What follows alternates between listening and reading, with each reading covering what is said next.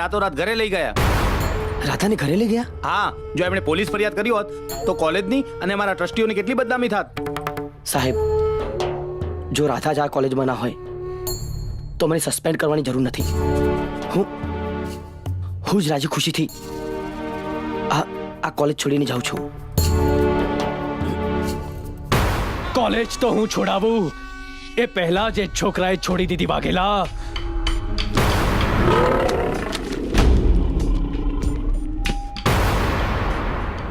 એક નહીં 10 કલમો લગાડ, પણ એ છોકરો શહેર છોડે પહેલા તું 6-8 મહિના માટે એને ફિટ કરી દે વાઘેલા. પછી રિમાન્ડ તો એના હું લઈશ. टाइगर बग्गा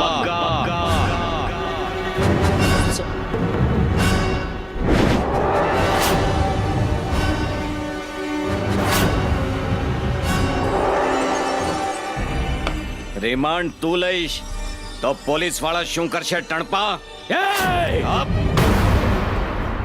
એ નહીં, એ કે બગ્ગા. શું ઉખાડી લઈશ તું મારું? પોલીસ અધિકારીને લાંચ આપવાના ગુનાસર તને અત્યારે જ અંદર કરી દઈશ અને ઇન્ડિયન પિનલ કોડ 163 1 વર્ષની સાદી કેદ અને 2-5 હજારનો દંડ. દંડ તો હું ભરી દઈશ અને છૂટી જઈશ જામીન પર. પછી તારી વાત સાચી છે, તારા હાથ બહુ લાંબા છે. આખો પોલીસ વિભાગ તારા બાપનો છે. કોઈ શક? નો નો નો નો શક. પણ મને એક વાતનો જવાબ આપ. આ શહેરના પોલીસ વિભાગમાં એક police commissioner, 2 joint police commissioner, 6 DCP, 15 ACP, 70 PI, 300 PSI અને 15,000 હવાલદાર છે.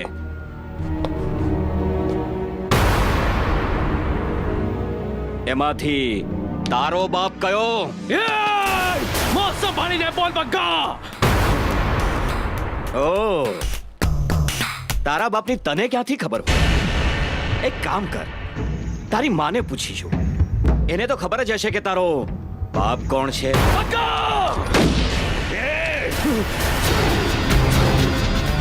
જવાનસિંહ,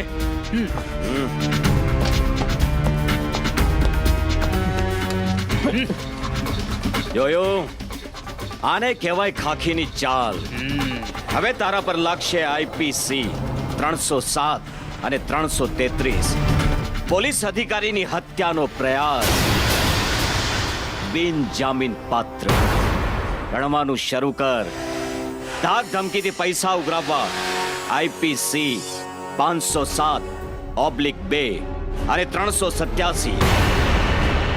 ગેંગ બનાવી સશસ્ત્ર મારામારી કરવી આઈપીસી 504, 323, 324 અને 325. અને તું તો કાયદાઓની કલમોનો બહુ જાણકાર છે ને? હે? તો લોકઅપમાં બેઠા બેઠા બધી કલમોની સજાનો સરવાળો કરી લેજે. વાઘેલા. Yes sir.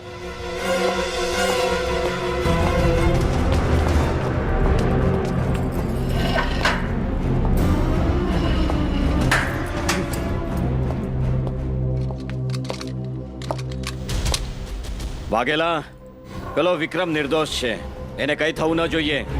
સર. ऐसे ही सजा देते रहे हम इन गंदी नाली के कीड़ों को, और वाहे गुरु सलामत रखे सदा धड़कते दिलों को.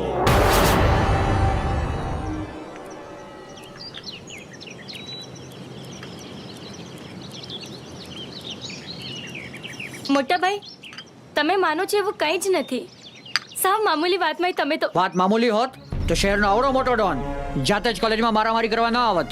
મોટા શહેરોમાં તો આવું છાશવારે થતું જ હોય. કંચન ભાભી, તમે જ સમજાવો ને ભાઈને. છોકરાઓની કોલેજમાં તમને ભણવા મૂક્યા ને એ દિવસે જ મેં તમારા ભાઈને ના પાડી હતી. છોકરી ભલે ને ગમે તેટલી સીધી હોય, પણ આ જમાનાના છોકરાઓનો શું ભરોસો? અરે એવું હોય તો હું છોકરીઓની કોલેજમાં ભણીશ બસ. પણ મારું ભણતર તો ભૂલી પૂરું જા તારા ભણતરને.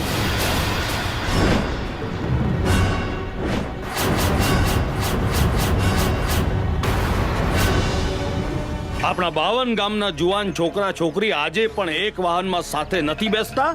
એ પરંપરા મારા કારણે ટકી છે. આજે મને સમજાય છે કે તને છોકરા છોકરીની કોલેજમાં ભણવાની છૂટ આપીને મેં બહુ મોટી ભૂલ કરી હતી. હવેથી આ ગામ છોડીને તારે ક્યાંય નથી જવાનું. અને યાદ રાખજે, તું 52 ગામના નાથ પટેલ ગોરધનમુખીની દીકરી છે.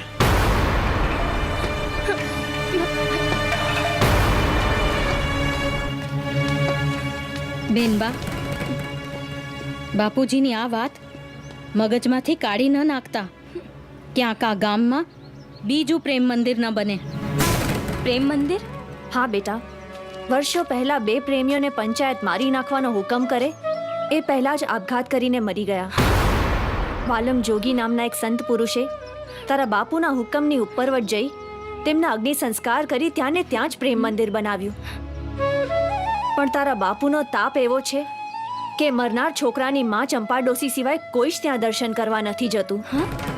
વાલમ જોગી વર્ષોથી વાટ જોઈને બેઠા છે, પણ આ પંથકમાં કોઈને પ્રેમ થાય તો પ્રેમ મંદિરે જાય ને.